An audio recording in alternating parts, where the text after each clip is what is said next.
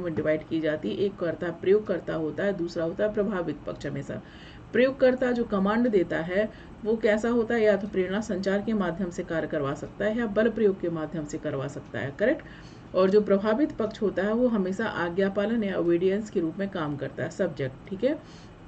इसके अंतर्गत कल हमने ये भी बताया था आप सारे बच्चों को कि अगर शक्ति के अंतर्गत जो आदेश देने वाला है उसका बल प्रयोग आ जाता है ना, बल प्रयोग, और जनता में भय पैदा हो जाता है तो क्या बन जाता है, नृशंसता बन जाती है।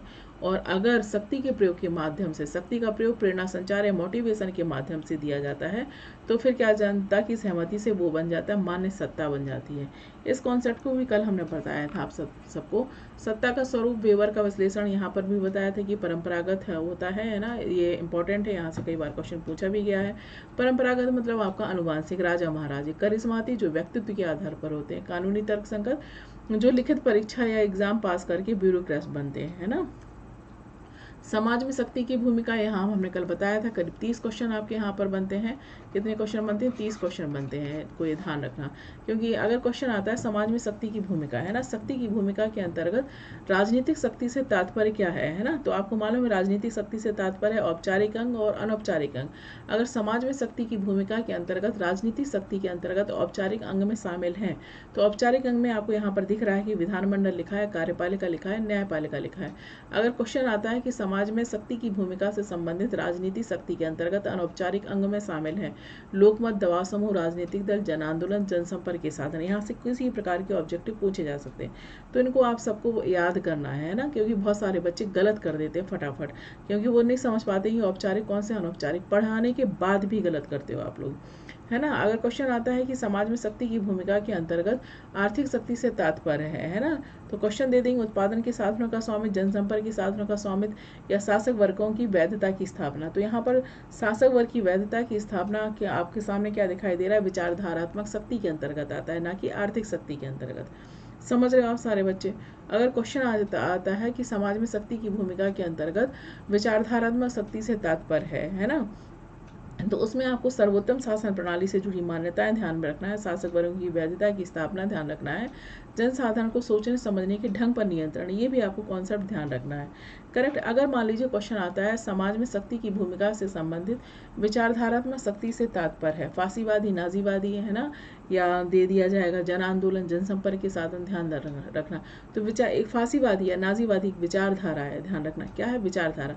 अब यहाँ पर फासीवादी नाजीवादी नहीं लिखा, लेकिन आपको समझ में रखना है कि विचारधारात्मक शक्ति से मतलब है फासीवादी नाजीवादी। क्यों, इसलिए है क्योंकि यहाँ पर विचारधारा फासीवादी नाजीवादी विचारधारा है और आर्थिक, उसी में दो ऑब्जेक्टिव दे दिया, आर्थिक वाले जनसंपर्क के साधन का स्वामित्व, तो चुनाव के लिए वित्तीय सहायता, ये तीसरा दे दिया जनसंपर्क के साधन। तो आपको यहाँ पर विचारधारा में ना तो चुनाव के लिए वित्तीय सहायता है, ना ही विचारधारा के अंतर्गत जन आंदोलन, जनसंपर्क के साधन है। आइडियोलॉजी आपकी कौन सी जुड़ रही है, फासीवादी या नाजीवादी जुड़ रही है, करेक्ट। कितने बच्चों को समझ में आ रहा है, कितने बच्चों को समझ में आ रहा है, बताओ जल्दी बताओ। क्लियर हुआ है कॉन्सेप्ट, यस और नो?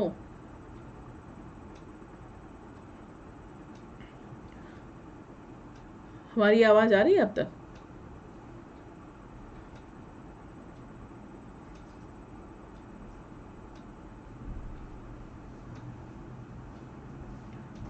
आवाज आ रही है हमारी?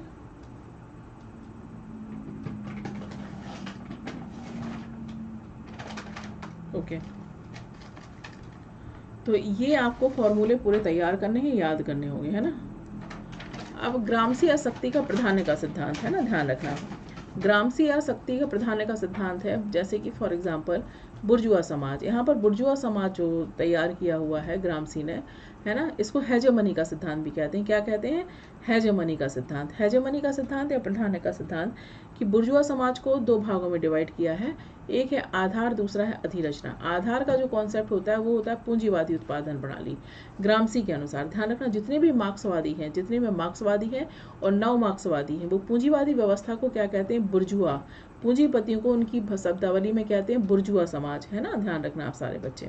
Okay correct. तो इन सब के आधार पर आप सारे बच्चे ध्यान रखेंगे कि बुर्जुआ समाज को ग्रामसी ने, चूंकि ग्रामसी नव मार्क्सवादी है ना, तो जब नव मार्क्सवादी होने के साथ ग्रामसी, चूंकि जितने भी नव मार्क्सवादी हैं वो ओरिजिनल मार्क्स के विचारों से इत्तेफाक नहीं रख रहे हैं, ओरिजिनल मार्क्स के विचारों से इत्तेफाक रखते हुए कुछ में संशोधन चाहते हैं। क्यों संशोधन चाहते हैं? क्योंकि समय के साथ व्यवस्थाएं परिवर्तित होती हैं। जरूरी नहीं है कि कल जो चीज़ खराब थी वो आज अच्छी हो, या जो जो जरूरी नहीं है कि जो चीज़ आज अच्छी हो वो कल के दिन बहुत अच्छी हो, है ना। तो समय के साथ, तो ग्रामसी का कहना था कि वर्ग मार्क्स की जो थ्योरी है, मार्क्स की थ्योरी कौन सी है बताओ? मार्क्स की थ्योरी है वर्ग संघर्ष की। करेक्ट। किसकी थ्योरी है? वर्ग संघर्ष की। वर्ग संघर्ष क्यों होता है? किसके बीच होता है मार्क्स के अकॉर्डिंग? बुर्जुआओं के बीच होता है ना, बुर्जुआ वर्सेस सर्वहारा, है ना। ये आप पढ़ चुके हो, है ना। बुर्जुआ सर्वहारा, बुर्जुआ कौन है? जो पूंजीपति है। सर्वहारा कौन है? जनसाधारण है। तो बुर्जुआ और सर्वहारा के बीच अब संघर्ष का कारण क्या है? संघर्ष क्या क्या कारण है? क्योंकि ये अधिक शोषण करने लगता है, अधिक शोषण करने लगता है और ये अधिक शोषित होने लगता है, सर्वहारा, है ना। ध्यान रखना। उत्पादन के साधन इसके पास 90% हो जाते हैं। उत्पादन, समझ में आया? जो उत्पादन शक्ति है इसके पास 90% हो जाती है, इसके पास 10% होती है। संख्या का बल जो होता है इसका है 10% बुर्जुआ का, और इसका है 90%, है ना, जस्ट उल्टा। करेक्ट। तो जब ये लोग काफ़ी शोषित हो जाते हैं तो ये बुर्जुआ के विरोध में क्या कर देते हैं? वर्ग संघर्ष होते हैं, और वर्ग संघर्ष के बाद क्या होता है? वर्ग विहीन, राज्य विहीन समाज की स्थापना होती है। करेक्ट। ये कौन कह रहा है? मार्क्स कह रहे हैं। लेकिन ग्रामसी जो नव मार्क्सवादी थे उन्होंने कहा कि हमेशा ही संघर्ष नहीं होगा, हमेशा वर्ग संघर्ष नहीं होगा। करेक्ट। और जब वर्ग संघर्ष नहीं होगा, हमने वर्ग संघर्ष क्यों नहीं होगा पहले ये बताओ? ग्रामसी के अनुसार वर्ग संघर्ष क्यों नहीं होगा? उनका कहना है जब राज्य का निर्माण हो रहा है, तब कंटेम्प्रेरी बदलती हुई परिस्थितियों में, तो क्या राज्य का निर्माण हमने इसलिए किया है कि वो वर्ग संघर्ष के लिए तैयार है? राज्य का निर्माण तो इसलिए किया है कि उसके पास राज्य क्या है बताओ? अब यहाँ पर राज्य की थ्योरी लगेगी, है ना। ध्यान रखना, राज्य की थ्योरी लगेगी कि राज्य में कौन कौन सी चीज़ें होती हैं। अगर हमने राज्य का निर्माण किया तो राज्य के लिए कौन कौन सी, हमने कहा राज्य के पास क्या होता है? निश्चित भूभाग होता है। राज्य के पास क्या होता है? निश्चित भूभाग में रहने वाली जनसंख्या होती है। राज्य के पास निश्चित भूभाग में रहने वाली जनसंख्या को